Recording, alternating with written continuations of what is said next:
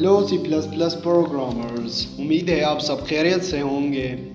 So today we learn condition of C++ if statement and use of if statement.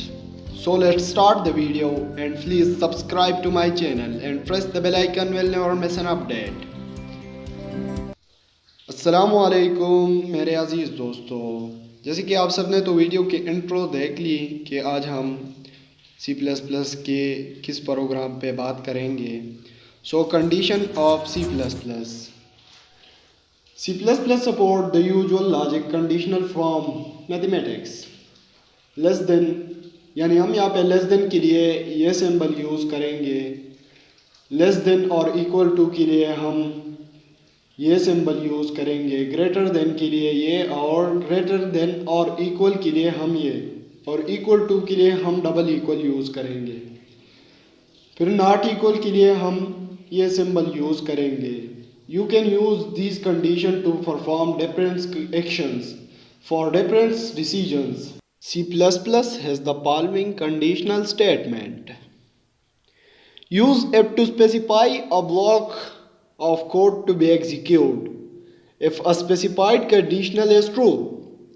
Use else to specify a block of code to be executed if the same condition is false. Use else if to specify a new condition to test if the first condition is false. Use switch to specify many alternative blocks of code to be executed. The if statement. Use the if statement to specify a block of C++ code to be executed if a condition is true. Syntax if condition, फिर हमारे पास यहाँ पे if का condition होगा, फिर उसके बाद block of code to be executed if the condition is true. अच्छा, ये तो सब तो हमारे पास कंडीशन हुए और एफ स्टेटमेंट हुआ। इसके बाद हमारे पास आता है कि एफ स्टेटमेंट यूज़ कहाँ पे होता है। अगर हम किसी कंडीशन को चेक करना चाहते हैं, लेट्स सपोज कि हमारे पास दो नंबर इक्वल है कि या नहीं, या एक नंबर दूसरे से ग्रेटर है या नहीं, तो इस सिचुएशन में हम क्या करेंगे? तो इस सिचुएशन में हम एफ स्टेटमेंट यूज़ करते हैं। तो चलो इसको एग्जांपल के थ्रू एक्सप्लेन करने की कोशिश करते हैं।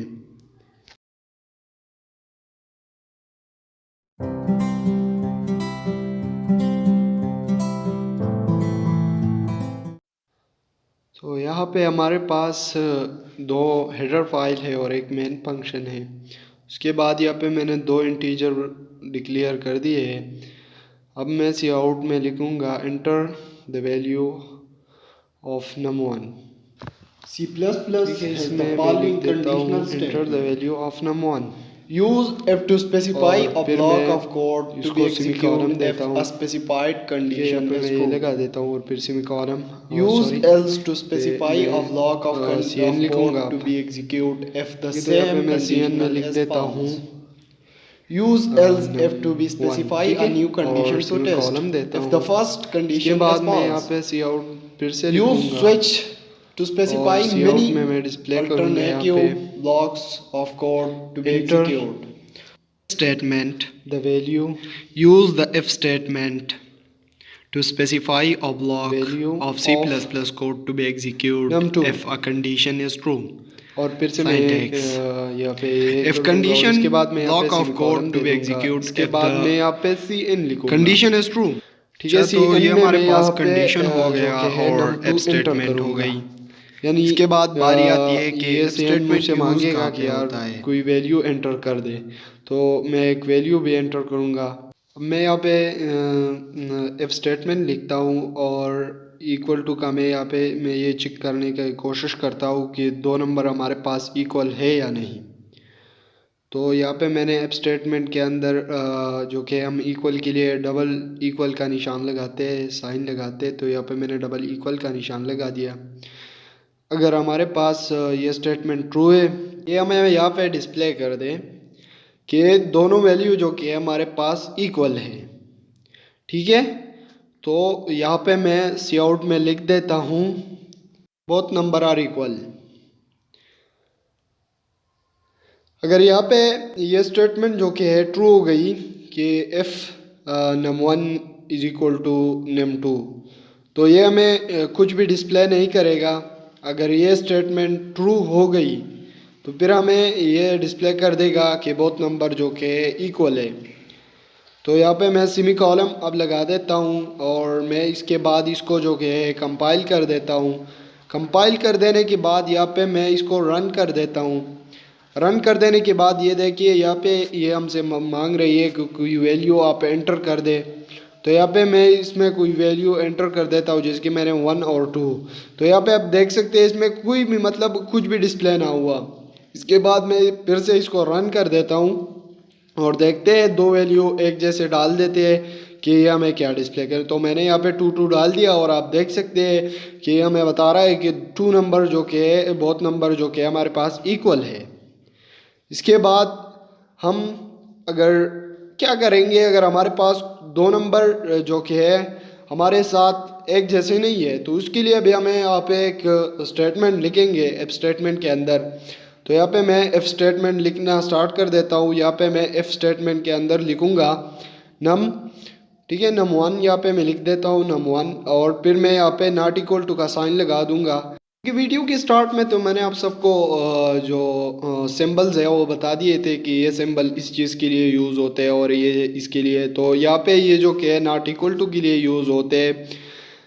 तो इसके बाद मुझे अगर 2 नंबर इक्वल नहीं है तो मुझे डिस्प्ले कर दे कि both number are not equal. क्या होगा यहाँ पे जो कि हमारे पास पहले जो कंडीशन है वो चेक होगा। एफ स्टेटमेंट का जो इक्वल टू का कंडीशन है वो पहले चेक होगा। अगर वो हमारे पास ट्रू हो गया तो कमांड जो कि बस यहीं पे ख़त्म हो जाएंगे और हमें दे देगा कि बोथ नंबर आर इक्वल। अगर नहीं है तो फिर हमारे पास नीचे आएगा और नीचे में हमें both number are not equal देगा। तो यहाँ पे मैंने इसको कंपाइल भी कर दिया और साथ में रन भी कर दिया। यहाँ पे मैं 2 वैल्यू एंटर कर देता हूँ। तो आप देख सकते हैं कमांड वहीं पे रुक गई और कमांड जो कि है ख़त्म हो गई। इसके बाद मैं फिर से कोई और वैल्यू डाल देता हूँ। तो यहाँ पे मैं इसमें वैल्यू अलग अलग डाल देता हूँ। तो यहाँ पे मैंने अलग अलग वैल्यू दे दी इसको और मैंने एंटर कर दिया। तो आप देख सकते हैं कि both number are not equal, यानी कमांड पहले तो पॉज हो गई स्टेटमेंट, उसके बाद जो कि ट्रू हो गई। तो ट्रू में हमें डिस्प्ले कर दिया कि both number are not equal. अगर इसके बाद हम लिखेंगे कि यार जो कि ये 2 नंबर ग्रेटर है या लेस देन है, तो इसके लिए हम क्या करेंगे। तो इसके लिए जो कि हम एक और स्टेटमेंट लिखेंगे एफ स्टेटमेंट के अंदर। तो यहाँ पे मैंने आप सबको तो वीडियो के स्टार्ट में मैं बार बार इसलिए बता रहा हूँ कि वीडियो के स्टार्ट में मैंने आप सबको जो बताया था आप पहले उसको अच्छी तरह से याद कर लें और फिर जो कि इसको स्टार्ट कर दे। तो यहाँ पे मैं एक और स्टेटमेंट लिखूँगा। तो या आप इसको जो कि बल्कि मैं कुछ भी डिलीट यहाँ से नहीं करूँगा, इसी प्रोग्राम में चेंजेस करूँगा। तो यहाँ पे मैं एफ स्टेटमेंट के अंदर लिख देता हूँ num1, ठीक है। यहाँ पे मैं लिख देता हूँ num1 और लेस देन का जो सिंबल है वो लगा देता हूँ num2, ठीक है। यहाँ पे मैं सी आउट में डिस्प्ले करूँगा कि हमारे पास डिस्प्ले हो जाए सी आउट में। तो यहाँ पे मैं सी आउट लिख देता हूँ और सेमी कोटेशन दे देता हूँ और यहाँ पे मैं लिख देता हूँ कि num1 लेस देन num2।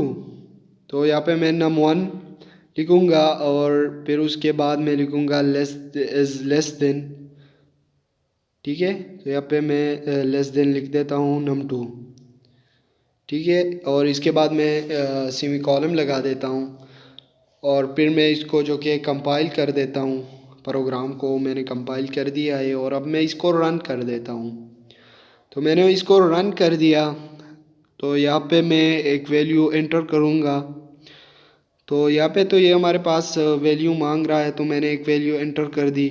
तो आप यहाँ पे देख सकते हैं कि हमारे पास both number are not equal, यानी दोनों नंबर जो कि हमारे पास इक्वल भी नहीं है और num1 जो कि है num2 से लेस देन है। तो यहाँ पे आप जो कि है स्टेटमेंट पहले पे आएगी, यानी पहला कमांड चेक होगा, फिर उसके बाद सेकंड स्टेटमेंट चेक होगा। तो फर्स्ट जो कि हमारे पास पॉज हो जाएगा, उसके बाद सेकंड हमारे पास ट्रू हो जाएगा। तो यहाँ पे मैं सी आउट में दे देगा कि बोथ नंबर आर इक्वल। फिर हमारे पास कमांड नीचे आएंगे थर्ड स्टेटमेंट पे, और थर्ड स्टेटमेंट चेक होगा।